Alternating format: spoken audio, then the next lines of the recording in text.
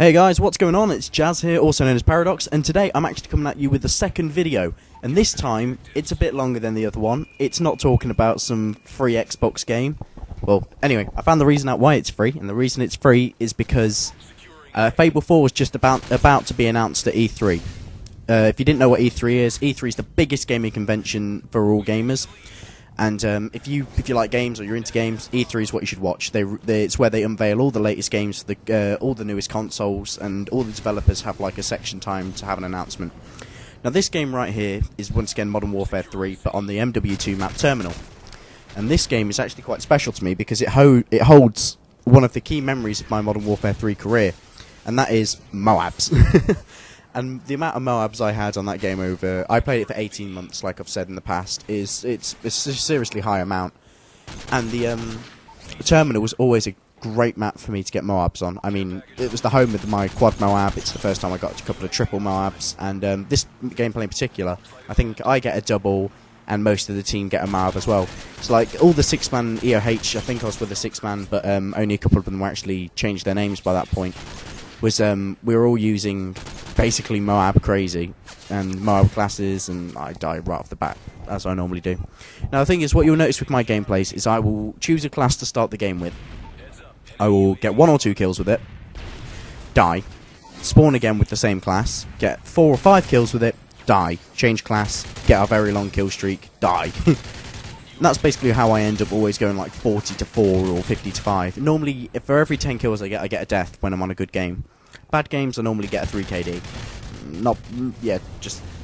Just about a 3 KD, like 27 for 7 or something. That's normally how it ends up going. But besides that, I just want to talk about mainly why I've chosen to do YouTube now than earlier before. And the reason I've chosen to do YouTube now is because I finished my my college for this year. I've got a massive 12-week summer holiday. And I thought, well, everyone else is going to be off, and if I can get a couple of subs early, I can, build my fan base over the summer.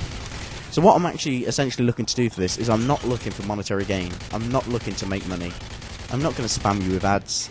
It's just, it would be nice to make like, I don't know, for 1,000 views to make 10 pence or something, and then it would really, so then I'm making money and I'm not throwing it back at you, but I'm not doing it full time and abusing you. And I mean, some of the bigger channels right now I've seen have just hit, Syndicate's just hit 4 million subs, which is a crazy number. And other people have hit near enough more than that. What's PewDiePie's on about almost 8 by now as well. And that's crazy in that. So, on another topic, I want to talk about me. And where I was raised, what happened, and how I ended up becoming very interested into gaming. So, I used to live with my mum. My parents got divorced when I was at a very young age, like 4 or 5. And until I was 12, 13, 14, that age, I lived with my mum. And then I moved to my dad's at my year 10, year 11 school days, well, college days. And they were good years. I mean, 10, 11 to move up and to join to a new school was a good year because everyone's not too focused on social, they're more focused on exams, and I fitted in really nicely. I had a good group of friends, and I still talk to them now, even after everything that happened with that. But that's another topic for another day. So, me getting into gaming. Well, it all started from when I used to come to my dad's at a weekend. My stepbrothers and I, we had the consoles of the time, so be it the Dreamcast, the GameCube, the PS2, the first Xbox, we had them, and I used to just watch my stepbrothers play their games until I realised that, yeah, maybe I'd like to have a go at this myself. I remember being about 7 and playing Sonic. I freaking loved Sonic. As spastastic as Sonic is, with his speed and everything else, and how crazy it is, and it looks like it's all on crystal meth, you jumping around in enemies, running at the speed of light. It was a crazy game. And then, going from video games like that to jumping to Call of Duty was a hell of a step. I mean, I remember playing Halo with a couple of my friends on the estate where I live now. And back when I was like 11 or 12, once again at the weekends at my dad's. And I used to play... Well, Halo, I think, was one of the first games we used to plug in all the controllers and play, Halo 2 and Halo 3, and I was bad at it, put it that way. I was the guy that always got killed, and they always used to feed off the kills. So I used to go, yeah, well, let's go on the map design, let's go on Forge, let's edit a map on Halo 3. So once I got my own 360 after that, after all of those weekends of getting slapped on, I thought I'd get my own and join them online and stuff. I decided to play Rainbow Six Vegas 1. And at that point, Rainbow Six Vegas 2 had just been announced. So basically, by the time I just got good at Vegas 1, Vegas 2 got announced. I was like, yeah, another game. I don't have to jump into anything or whatnot, and never heard of this Call of Duty. Don't know why everyone talks about it. So at this time, there was no party chat. There was no... I don't even think there was joint session in progress. But now there's party chats, there's bloody multiple messages, there's 4 private chat channels. You used to always jump into private chat with a guy, and like, you coming on this game? Yes or no? And we know, and you're like, alright. Then you go to the next guy, you coming on? Yes or no? No, alright. But normally, most people would come on, and you'd start talking in the lobby to each other, and you met a lot of nice people. Hell, I met someone online that I've ended up meeting in real life. I met Prince Matty J online on Rainbow Six Vegas 2. And from meeting him online, I got to know he played RuneScape. And I was 13, 14, and I was playing it too, and I was enjoying it. So I found out he played it too. I started playing it with him, and then we played that together. We were always talking to each other in party chats, and then it comes about, well, do you want to meet up? You live quite close, and we did. It was a good meet up. We had a good laugh. We had a barbecue once after my year 11 exams. We held a barbecue. And that's I'll talk about that barbecue more in detail another time. But Matt came to that, and it was great. I mean, he's a nice guy. I really like him. I still talk to him all the time.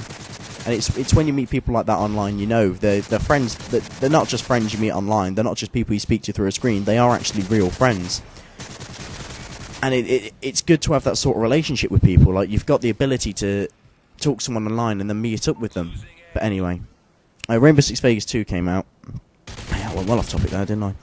And that was where my gaming really started. I remember playing over the summer holidays on Rainbow Six Vegas 2, and I used to walk around humming the song.